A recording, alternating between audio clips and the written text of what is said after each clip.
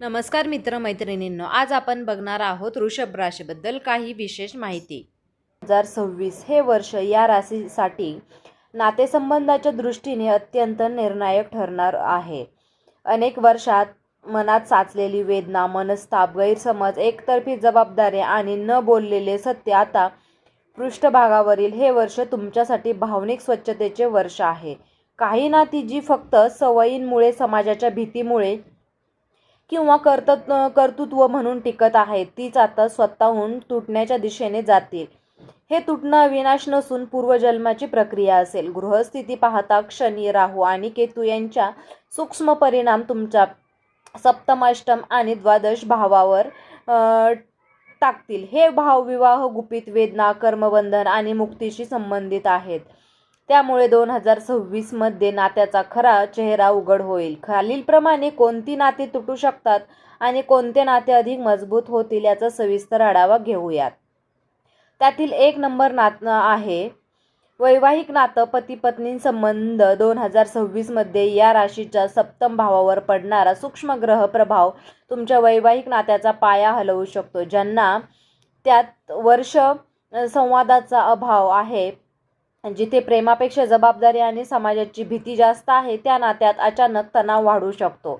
लहान सहान गोष्टीवरून वाद वाढतील, कारण आज साचलेली नाराजगी बाहेर येईल. जर जोडीदार तुमच्या भावनांकडे सतत दुर्लक्ष करत असेल, तर तुमच्या कष्टाची कदर नसेल किंवा मानसिक दडपण देत असेल, तुम्हाला वेगळं होण्याचा गंभीर विचार मनात येईल. काही प्रकरणात वेगळं राहणं तात्पुरती दुरावात किंवा फायदेशीर पावलं हे कायदेशीर उचलण्याची वेळ येऊ शकते. पण त्याच ज्या विवाहातून तुम्ही अजूनही परस्पर माणसं समजून आणि सुधारण्याची इच्छा आहे, ते नातं तुटणार नाही.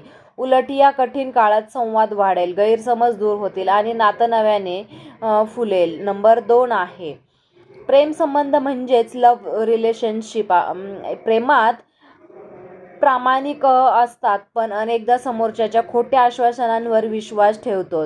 2026 मध्ये तुम्हाला समोरचा खरा स्वभाव दिसेल. लपलेली नाती, दुहेरी वागणूक किंवा तुमचा वापर करून घेतला जात आहे हे स्पष्ट होईल. अचानक सत्य समोर आल्यामुळे भावनिक धक्का बसू शकतो.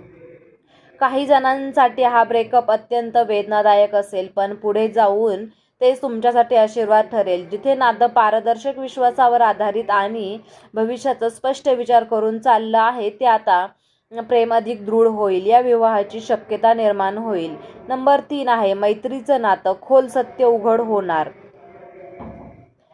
काही मित्र जे तुमच्या यशावर जळतात, तुमच्या यशाबद्दल मागे बोलतात, फक्त स्वार्थासाठी जवळ असतात, त्यांचा खरा चेहरा समोर येईल. एखादी घटना, गैरसमज किंवा विश्वासघात यामुळे ही मैत्री तुटू शकते. तुम्हाला जाणवेल की काही लोक फक्त तुमच्या शांत आणि मदतीच्या स्वभावाचा फायदा घेत आहेत. 2026 मध्ये तुम्ही अशा लोकांपासून दूर जाण्याचा ठाम निर्णय घ्याल, पण खरे, निस्वार्थी आणि वर्षानुवर्ष साथ देणारे मित्र तुमच्यासाठी आधारस्तंभ ठेवतील. संकटाच्या काळात तेच तुमच्या पाठीशी उभे राहतील. नंबर 4 आहे कौटुंबिक नातं. नातेवाईक आणि भाऊ बहीण. तणाव, स्पष्टता घरात. काही व्यक्ती तुमच्या निर्णयांवर सतत प्रश्न उपस्थित करतात, तुमच्या कमाईकडे व संपत्तीवर लक्ष ठेवतात किंवा तुमच्या चांगुलपणाचा गैरफायदा घेतात. 2026 मध्ये अशा व्यक्तीशी वाद वाढवू शकतो, जो वारसा, पैशांचे व्यवहार, मालमत्ता किंवा घरातील जबाबदाऱ्या यावर मतभेद तीव्र होऊ शकतात. काही नातेवाईकांशी संवाद पूर्णपणे बंद होण्याची शक्यता आहे, परंतु आई वडील, जिवलग, भाऊ बहीण किंवा ज्या व्यक्तींना तुमची खरी काळजी आहे त्यांच्याशी नातं अधिक घट्ट होईल. तुम्हाला कळेल की आपल्या माणसांची ओळख संकटातच होते. नंबर 5 आहे कामाच्या ठिकाणाचे संबंध. ऑफिस, व्यवसाय, धक्कादायक सत्य आणि नवीन दिशा. तुम्ही ज्या सहकाऱ्यांवर किंवा पार्टनरवर विश्वास ठेवतात, तेच तुमच्या विरोधात काम करत आहेत हे समोर येऊ शकते. ऑफिस पॉलिटिक्स, मत्सर, तुमचा श्रेय दुसऱ्यांनी घेणं अशा घटना घडू शकतात. बॉस किंवा वरिष्ठांसोबत गंभीर मतभेद होऊ शकतात. तुम्हाला नोकरी सोडावीशी वाटू शकते किंवा व्यवसायातील पार्टनरशिप सोडण्याचा निर्णय घ्यावा लागू शकतो. हा निर्णय त्या क्षणी कठीण वाटेल, पण पुढे जाऊन तो तुमच्या करिअरसाठी अत्यंत लाभदायक ठरेल. नवीन संधी, नवीन लोक, अधिक सन्मान देणारं वातावरण तुमची वाट पाहत असेल. नंबर 6 आहे स्वतःशी असलेलं नातं, आत्मसन्मानाचा पुनर्जन्म. 2026 मध्ये या राशीला सर्वात मोठी जाणीव होणार आहे, ती म्हणजे आपण स्वतःला किती वर्ष दुर्लक्षित केलं. इतरांसाठी धावताना व त्यांच्या मनाचं भावना जपत असताना तुम्ही स्वतःच्या भावनांकडे पाठ फिरवली. यावर्षी मनात दडलेला राग, दुःख, अपमान आणि अपूर्ण इच्छा स्पष्टपणे जाणवतील. तुम्ही काही म्हणायला शिकाल, स्वतःची मर्यादा आखाल. जे तुमच्या मनोशांतीला धक्का देतात त्यांच्यापासून अंतर ठेवण्याचा ठाम निर्णय घ्याल. आत्मपरीक्षण, एकांत, लेखन, ध्यान, प्रार्थना याकडे ओढ वाढेल. ही प्रक्रिया वेदनादायक वाटेल, पण याच प्रक्रियेतून तुमचा आत्मसन्मान पुन्हा उभा राहील. तुम्ही स्वतःला प्राधान्य देऊ लागाल. नंबर 7 आहे कोणते नाते नक्कीच तुटणार नाही. टिकून राहण्याची कारणे. ज्या नात्यांमध्ये परस्पर आधार आहे, जिथे चुका मान्य करण्याची तयारी आहे, जिथे संवाद प्रामाणिक आहे आणि जिथे दोघेही नात्यांसाठी प्रयत्न करतात, ती नाती यावर्षी अजून मजबूत होतील. अशा नात्यांमध्ये वाद होतील, मतभेद होतील, पण ते तात्पुरते असतील, कारण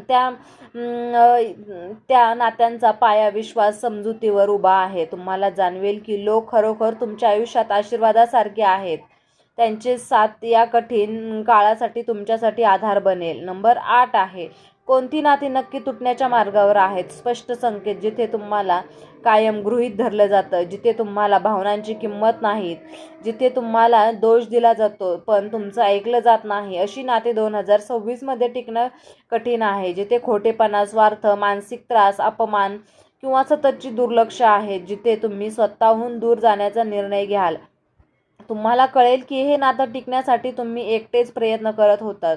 जेव्हा प्रयत्न एकतर्फे असतात तेव्हा नातं तुटतं, अपरिहार्य ठरतं. नंबर 9 आहे या तुटण्यामागचा दैवी हेतू, कर्मबंधनातून मुक्ती. 2026 मध्ये घडणारी प्रत्येक घटना ही केवळ योगायोग नसून कर्मफळाची प्रक्रिया आहे. काही लोक तुमच्या आयुष्यात फक्त शिकवण देण्यासाठी आले होते. त्याची भूमिका संपत असते, दूर होत असते. तुटणं आणि तुम्हाला पुढील आयुष्यासाठी तयार करेल. तुमच्यावर असलेले भावनिक ओझं कमी होईल. तुम्ही हलके, मोकळे व स्पष्ट मनाने पुढे जाल. 2026 मध्ये तुमच्या आयुष्यात अधिक शांतता, समाधान आणि येण्याची प्रक्रिया या वर्षात सुरू होईल. नंबर 10 आहे काय करावे, योग्य पावले आणि उपाय. भावनिक क्षणी घाईघाईने निर्णय घेऊ नका. प्रत्येक गोष्ट शांतपणे विचार करा. संवाद टाळू नका, पण जिथे अपमान आहे तिथे शांत राहू नका. दररोज थोडा वेळ स्वतःसाठी द्या. या राशीसाठी या नात्यांचा वादळ येणार आहे, पण हे वादळ तुमचं आयुष्य उद्ध्वस्त करण्यासाठी नाही तर स्वच्छ करण्यासाठी आहे. ही नाती तुटली, पण त्या जागी अधिक सुंदर, प्रामाणिक आणि आनंद देणारी नाती तुमच्या आयुष्यात येते. हे तुटणं म्हणजे अंत नाही, ही नव्या अध्यायाची सुरुवात आहे. तर मित्रांनो, तुम्हाला हा व्हिडिओ कसा वाटला? व्हिडिओ जर आवडला असेल तर व्हिडिओला लाईक करा, चॅनलला सबस्क्राईब करा आणि हा व्हिडिओ तुम्ही शेवटपर्यंत पाहिल्याबद्दल तुम्हा सर्वांचे मनापासून खूप खूप धन्यवाद. श्री स्वामी समर्थ. जय जय स्वामी समर्थ.